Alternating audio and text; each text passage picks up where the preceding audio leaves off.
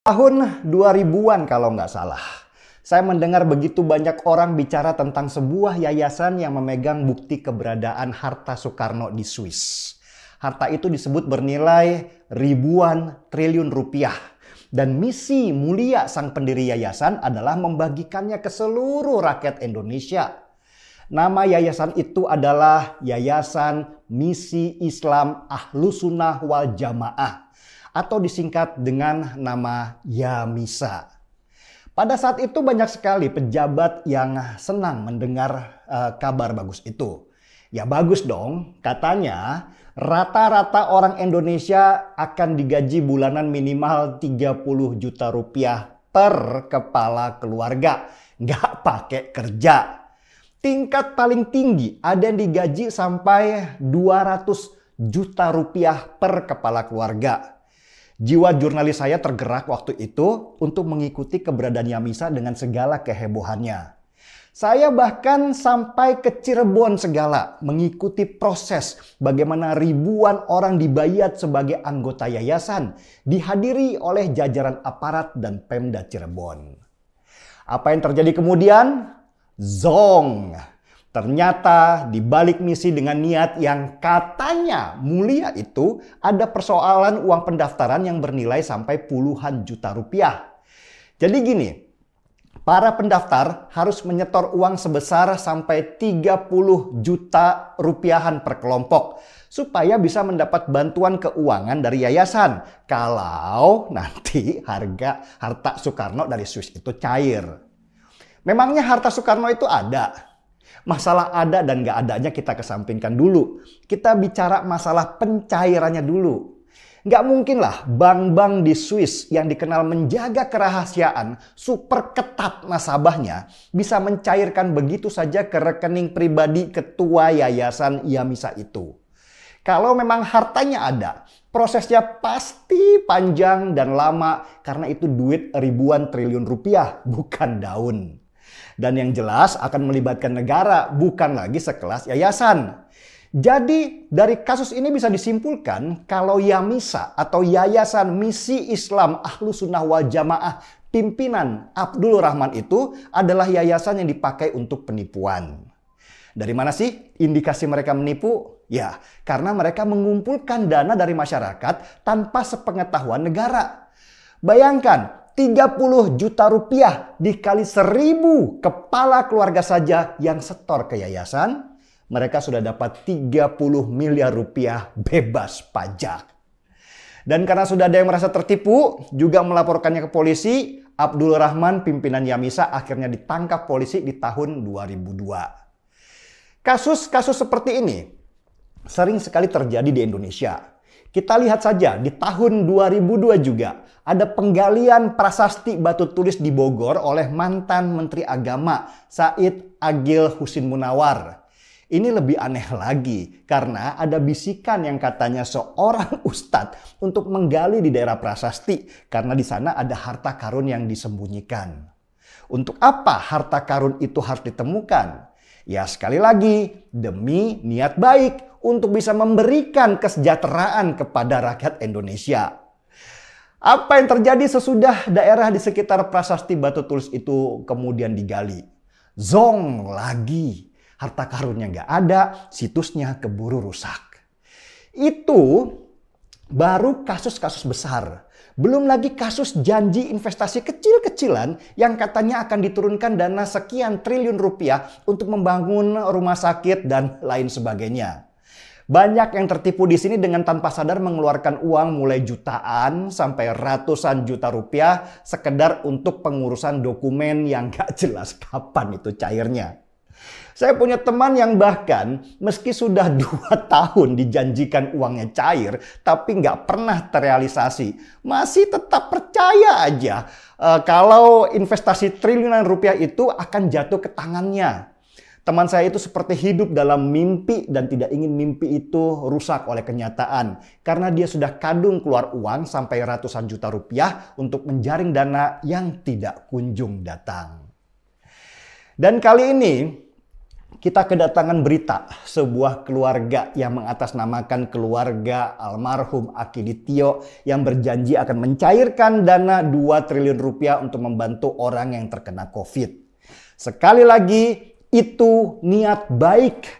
Sama seperti yang ingin dilakukan oleh Yayasan Misi Islam Ahlussunnah wal Jamaah, mantan Menteri Agama, dan banyak kasus lainnya. Orang begitu gampang tersentuh ketika ada seseorang yang punya keinginan memperbaiki sebuah masalah. Dan yang tersentuh ini bukan saja rakyat biasa, bahkan setingkat pejabat sampai kepala negara. Saya termasuk orang yang juga tersentuh, karena dalam penyerahan simbolik bantuan itu ada Kapolda Sumatera Selatan yang juga ikut tersentuh dengan niat baik itu. Siapa sih yang gak percaya dengan seorang Kapolda? Pasti banyak yang percaya. Tetapi sekali lagi, belajar dari banyak peristiwa sebelumnya bahwa niat baik itu belum tentu bisa terrealisasi dengan baik. Niat baik harus diwujudkan dengan benar, karena tanpa perwujudan dari sebuah niat yang sudah digaungkan ke publik, apalagi sudah melibatkan nama-nama pejabat di dalamnya, itu sama saja dengan pembohongan. Dan kisah sumbangan 2 triliun itu akhirnya menjadi sebuah kisah besar. Pertanyaan terbesarnya sama dengan kasus Yamisa dan penggalian di Batu Tulis yang melibatkan mantan Menteri Agama. Memang benar dananya ada. Ternyata sesudah mengikuti penelusuran Dahlan Iskan, saya juga baru tahu kalau dananya itu katanya masih jangkut di Bank Singapura dan Hong Kong. Jadi belum ada di Indonesia. Sedangkan sudah banyak yang memuji-muji keluarga Akiditio almarhum dengan berbagai latar belakang yang sangat baik dan tingkat kepercayaan yang sangat tinggi. Orang-orang yang memuji ini bukan karena mereka ada niat jahat, justru karena mereka juga tersentuh karena ada orang yang berniat baik, ada yang mau sumbangkan harta sebegitu besar di masa pandemi ini. Mulai dari Kapolda Sumatera Selatan sampai Ketua MPR tentu akan menyambut baik semua tawaran sumbangan untuk membantu menyelesaikan masalah nasional ini. Dan ada juga yang saya baru tahu dari penelusuran detail Dahlan Iskan waktu mencari tahu siapa sebenarnya almarhum Akiditio ini. Dari sana akhirnya terbuka kalau sudah ada pinjaman sebesar 3 miliar rupiah oleh keluarga almarhum untuk mengurus proses pencairan dana ini. Ketika membaca tulisan Dahlan Iskan itulah saya menemukan pola yang sama dengan kasus-kasus Yamisa dan model-model investasi lainnya, bahwa ketika ada uang dilibatkan dalam pencairan berarti ada sesuatu yang kurang sedap di belakangnya. Mungkin ini baru perkiraan saya saja ya, mudah-mudahan nggak benar. Tapi kalau mencoba mengambil pelajaran dari kasus yang mirip-mirip, saya agak khawatir juga.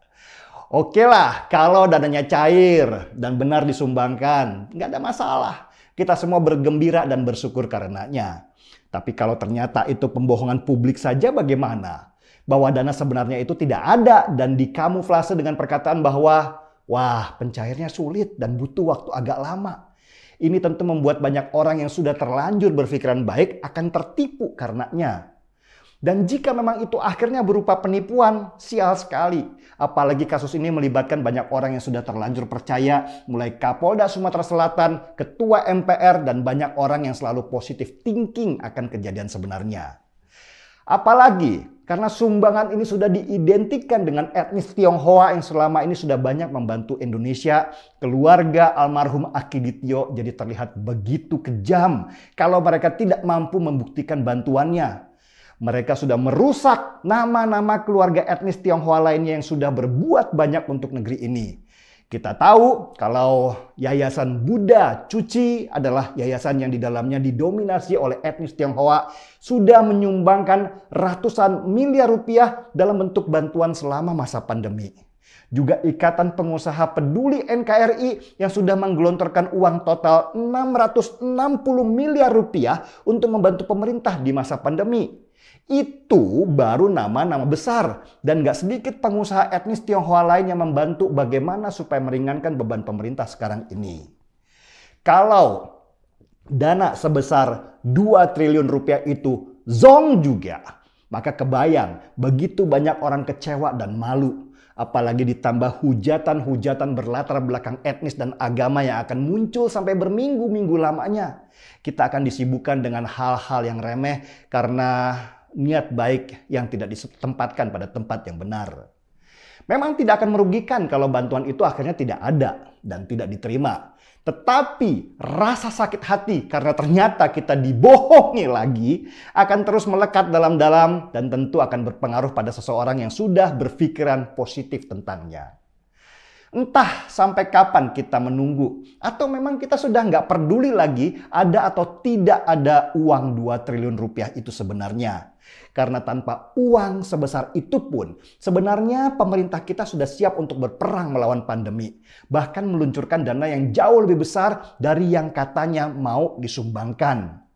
Palingan kita hanya bilang, dari kasus uang 2 triliun rupiah itu kita belajar.